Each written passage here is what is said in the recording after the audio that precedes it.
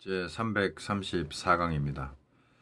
제6편 상소심 절차인데 5편까지 2편, 3편, 4편, 5편까지 하면서 사실 핵심적인 부분, 중요한 부분은 거의 다 봤다는 생각이 듭니다. 이제 상소심 절차는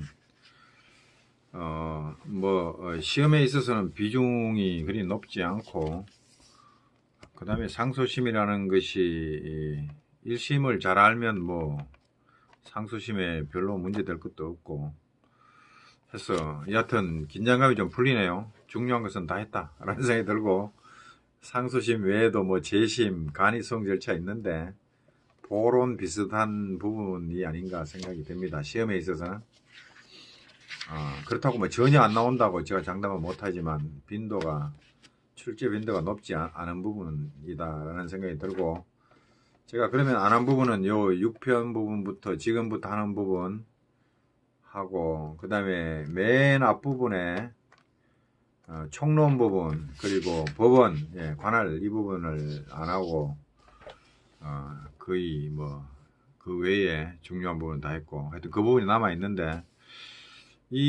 지금부터 이 끝까지 보는 거 하고 총론 그 보는 부분은 보론 보는 식으로 좀 가벼운 마음으로 읽어 넘어가면 되지 않나 싶습니다. 가벼운 마음으로, 저도 가벼운 마음으로 넘어가려고 해요. 그렇다고 안 보는 건 아니고 보긴 보는데 가벼운 마음으로 가자는 거죠. 자, 거기 교재의 제6편 상소심 절차 보면 1장 총설, 2장 상소, 3장 상고, 4장 항고가 나옵니다.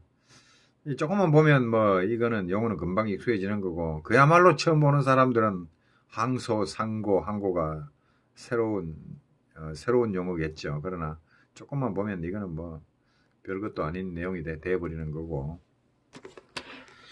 법전을 보면 제3편 상소, 이제 일전에도 한번 본 적이 있죠. 1장이 항소고, 2장 상고, 3장 항고로 돼 있고, 이제 4편으로 넘어가면 재심 절차가 나오고, 5편이 이제 간이소송 절차에서 독촉 절차, 지급명령이죠. 그거 나오고, 공시처분 절차는 이거 사실 상법 내용이기도 한데 민사법에서 다루는지 안 다루는지 잘 모르겠고, 판결 확정은 이미 받고, 자 이제 이런 부분이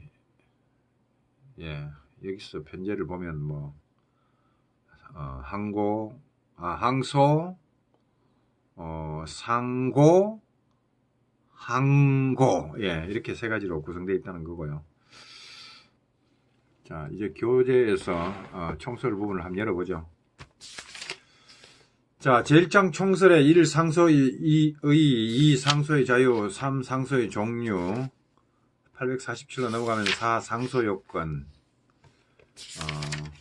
상소 요건이 조금 내용이 있네요. 그리고 855 가면 상소의 효력, 상소의 효력까지 6번 856페이지 상소의 제한 넘어가면은 2장 항소 나오네요. 이게 상소 총설인데, 여기 보면 몇 번 본 사람은 이건 볼 필요도 없는 부분이고, 처음 보는 사람은 이 민사소송 용어를 여기서 잘 정리해 주기 때문에 그 부분을 좀 챙길 필요가 있다. 익숙해질 때까지만 챙길 필요가 있다 생각이 듭니다. 좀 익숙해지고 나면 이거 시험을 보는 사람은 막 넘어가 버려도 되는 부분이죠. 자, 상소의 의부터 특히 용어에 중점을 두고 한번 봅니다. 상소란 재판의 확정 전이죠. 확정 후에는 재심입니다. 확정이 되기 전에 하는 거고, 확정 전이 키워드가 될 것이고, 당사자가 상급법원에 이제 1심을 떠나서 2심, 2심을 떠나서 3심으로 올라갑니다. 상급법원, 신급이 달라지죠. 상급법원에 대하여 재판이 잘못되었다고 해서 이유를 달아서 그 취소 내지 변경, 취소 변경을 구하는 거다. 불복 신청 방법이다. 그래서 확정 전 상급법원, 취소 변경, 불복 신청, 이겁니다. 상소가. 다시 읽어보면 상소란 재판의 확정 전에 당사자가 상급법원에 대하여 재판이 잘못되었다고 하여 그 취소 변경을 구하는 불복 신청 방법을 말한다. 현행법은 세 가지를 인정한다. 항소, 상고, 항고. 예, 조문에 법전에 그렇게 규정이 되어 있고, 그 다음에 이제 불복 신청은 불복 신청인데, 불복이라는 것은 법원의 재판에 대해서 항의하는 거죠. 이거 잘못됐다고 반발하는 거죠. 반발. 불복, 복종을 못하겠다라는 건데, 상소와 구별되는 불복이 있다 이거죠. 자, 그게 뭐냐면은 상소는 확정 전에 하는 재판 확정 전에 하는 불복인데, 확정된 재판에서는 대하여는 재심, 준재심, 특별항고, 예, 불복할 수 없는 결정 명령에 대한 특별항고, 특별항고는 뒤에서 나올 거고요. 그 다음에 위헌 제청 신청 기각 결정에 대해서 헌법 소원하는 것은 상소가 아니고 비상권리 구제 수단으로 분류를 합니다. 두 번째, 상소는 상급 부분에 대한 불복 신청인데, 같은 신급 안에서 불복 신청하는 것을 예를 들면 화해 권고 결정, 지급 명령, 이행 권고 결정, 조정에 가름하는 결정에 대해서 이의하는 것, 재판장 수명법관 재판에 대한 이의, 집행에 관한 이의, 민사집행법에, 그 다음에 사법보좌관 처분에 대한 이의, 가압류 가처분, 민사집행법이죠,에 대한 이의, 이런 것은 같은 신급 안에서 불복 신청을 하는 거기 때문에 상소가 아니다 이죠. 상소는 상급 법원에 호소한다. 상급 법원에 구한다. 그런 뜻이죠. 그래서 상소죠. 상급 법원으로 간다. 그래서 같은 신급 안에서 하는 불복 신청들과는 구별이 된다라는 거고, 맨 마지막 줄에 보면 이 신청에는 사건이 상급심으로 넘어가는 2심의 효력이 없다. 상소는 2심의 효력이 있다. 신급을 넘어간다 이거죠. 2심. 네, 2심의 뜻이 나옵니다. 신급을 넘어간다는 얘기네요. 그 다음에 이제 2번의 상소의 자유. 법관도 인간 이상 오판이 있을 수 있다라는 얘기고, 그 둘, 넷, 여섯, 일곱, 여덟 줄에 오면은 이제 키워드 나옵니다. 오판으로부터 상소의 목적은 오판으로부터 당사자 권리 구제. 이게 이제 구체적 타당성이라고 본다면, 그 다음에 법령 해석 적용의 통일.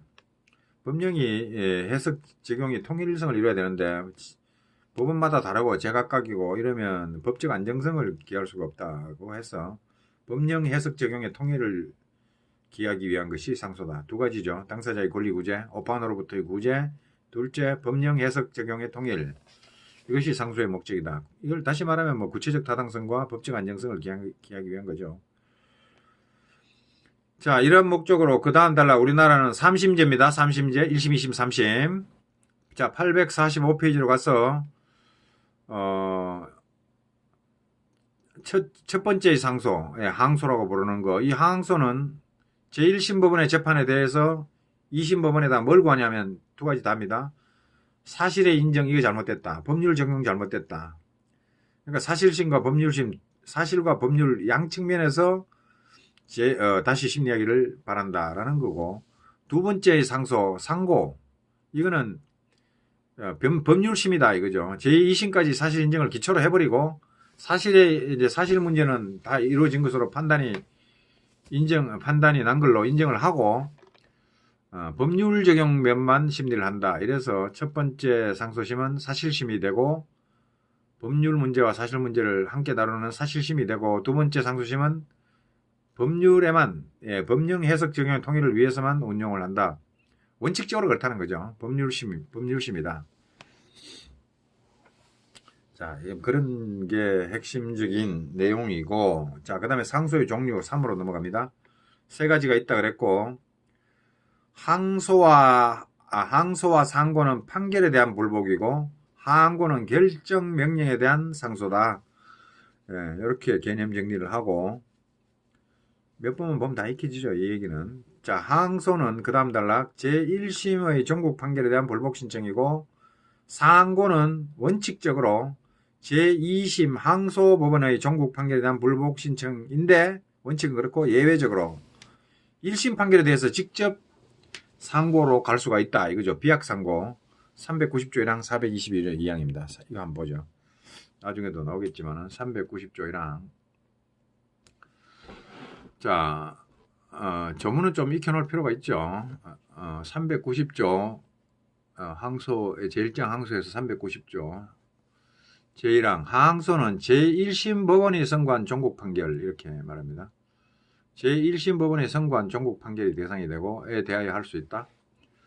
다만 예외가 나옵니다. 종국 판결 뒤에 양쪽 당사자가 상고할 권리 3심으로 갈 상고할 권리를 유보하고 항소 불항소 합의 항소를 하지 아니하기로 합의한 때 이때는 이제 항소심을 생략하고 상고할 권리만 유보했기 때문에 비약 상고가 가능하다 이거죠. 항소를 거치지 않고 1심의 종국 판결에 대해서 상고가 가능하다. 이래서 비약 상고라 그러죠. 점핑 상고입니다. 그 다음에 422조 2항이 나오는데 상고의 대상입니다. 상고의 대상은 제1항 상고는 고등법원이 선고한 종국 판결도 있고 고등법원이 2심으로서 선고한 종국 판결 그 다음에 지방법원 합의부도 이제 항소를 담당합니다. 그래서 지방법원 합의부가 이 제2심으로서 선고한 종국 판결 지방법원 합의부가 항소부죠. 여기서 선고한 종국 판결에 대해서 상고할 수 있고 그 다음에 제390조 제1항 단서의 경우에 비약상고죠. 불항소 합의 이런 경우에는 제1심의 종국 판결에 대하여 상고할 수 있다. 비약상고죠. 이렇게 할 수 있다는 거고 자, 그 다음에 한편 하항소는 사실심해의 상소고 상고는 법률심해의 상소이다. 항소는 사실심해의 상소이고 상고는 법률심해의 상소이다. 하항고는 결정명령에 대하여 하는 불복,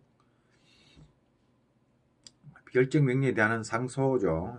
신급을 이탈하고 이심이 되니까. 특히 항고법원의 결정에 대하여 다시 항고하는 것이 재항고다. 판결로 말하면은 상고에 해당하는 것이 재항고죠. 그러니까 결정명령에 대해서는 항고, 재항고 이렇게 가는 거고 판결에 대해서는 항소, 상고 이렇게 하는 거죠. 그래서 항고에 대해서는 항소의 규정이 재항고에 대해서는 상고의 규정이 원칙적으로 준용이 된다. 443조 여기에 보면 제3장 항고에 보면 여기 항고의 대상 나오고 준항고 나오고 재항고 나옵니다. 443조에서 항소 및 상고의 절차 규정 준용해가지고 제1항 항고법원의 소송 절차에는 제1장 이게 항소 규정이죠.를 준용하고 제2장 재항고와 이에 관한 소송 절차에는 제2장 상고의 규정을 준용하게 됩니다. 이렇게 되고 다만 항고는 소송법에서 명확하게 정한 경우에 하나여 허용된다. 그 다음에 이제 846페이지 불복 신청 방법의 선택. 상소 이후에도 재판에 대한 불복 신청이 방법이 있고 이 불복 신청 방법을 제대로 선택을 해야 되는데 셋째 줄에 그 선택을 잘못하면 부적법합니다. 그러나 법원이 그 신청의 표제, 제목을 어떻게 붙였냐 상관없이 신청 취지를 봐서 선회해 줍니다. 적법한 것으로 다루어 준다는 거죠. 제목을 잘못 적어도. 그래서 각주 1번에 보면 항고법원 이제 결정명령에 대해서 항고를 했습니다. 그래서 항고법원 지방법원 합의부로 넘어갔는데 항고법원이 한 결정에 대하여 고등법원에서 고등법원의 항고 그러면 두 번째죠. 결정명령에 대해서 일단 항고를 했어요. 그 항고에 대해서 다시 올라가면 재항고인데 고등법원에 대해서 항고를 제기한 경우에 이를 재항고로 봐야 된다. 이거죠. 항고법원에 대한 판단에 불복했기 때문에 재항고로 보고 기록을 대법원으로 재항고법원인 대법원으로 송부해줬다. 선회했다는 얘기고 그 다음에 추후보안 항소로 기재되지 않았는데 읽어보니까 증거상 불기책 사유한 항소기간 도과로 인정이 되면 추후보안 당사자가 책임없는 사유로 불변기간을 시킬 수 없었다. 이런 취지로 나오면 그런 이유로 제기가 되면 추후보안 항소로 보아준다는 거죠. 선회해 준답니다. 그 다음에 3. 형식에 어긋나는 재판. 형식을 뭐 판결이냐 결정명령이냐를 잘 선택해야 되는데 하다 보면 실수할 수가 있죠. 이것을 셋째 줄에 위식의 재판, 형식이 어긋났다 이 말이죠. 형식이 어긋나는 어길 위자, 형식, 방식, 식자, 형식이 어긋났다, 위식이다, 위식의 재판이라 했는데 형식이 어긋났다 해서 재판 내용이 무효가 되는 건 아니다 이거죠. 판례 입장입니다. 뭐 결정 명령을 할 것을 판결로 했다 해가지고 그게 재판이 무효가 되는 것은 아니다라고 했습니다. 자, 이에 대하여 당사자는 어떤 불복 방법을 선택할 것인가? 자, 현재 재판 형식을 잘못 취했습니다. 판결 결정 명령이 헷갈렸습니다.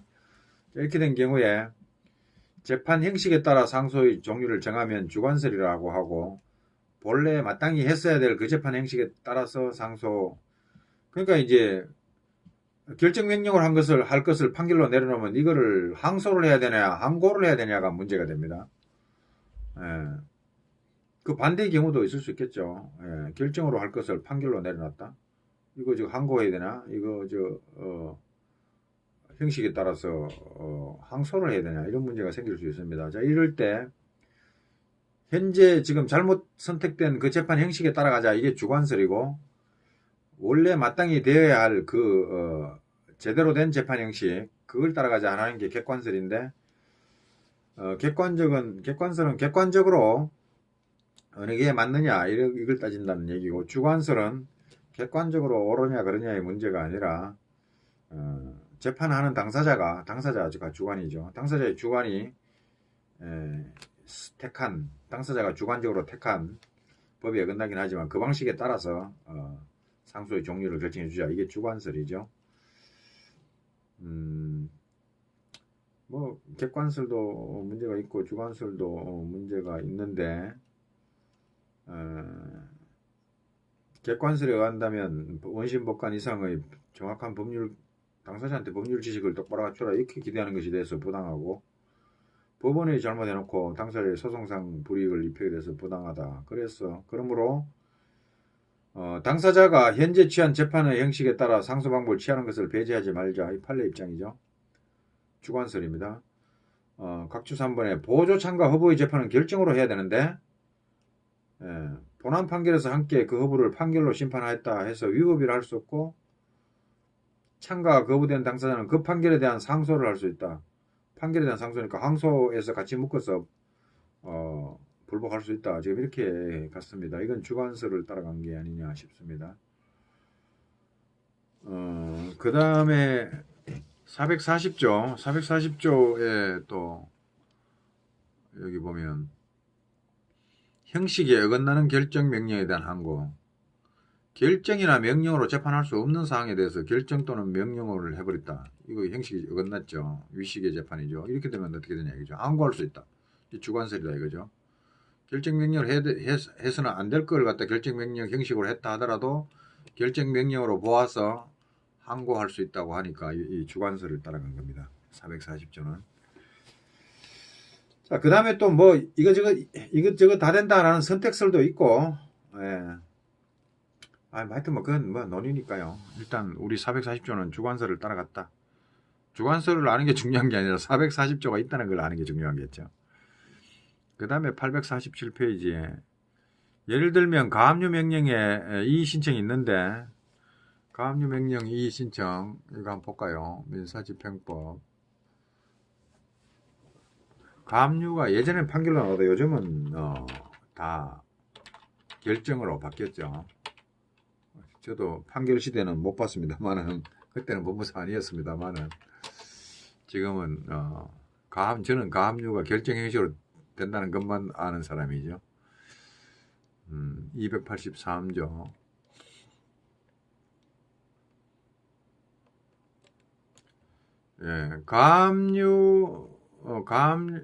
가압류 여기 민사집행법입니다. 281조 가압류 신청에 대한 재판 결정으로 한다 이거죠. 결정 형식으로 하는 건데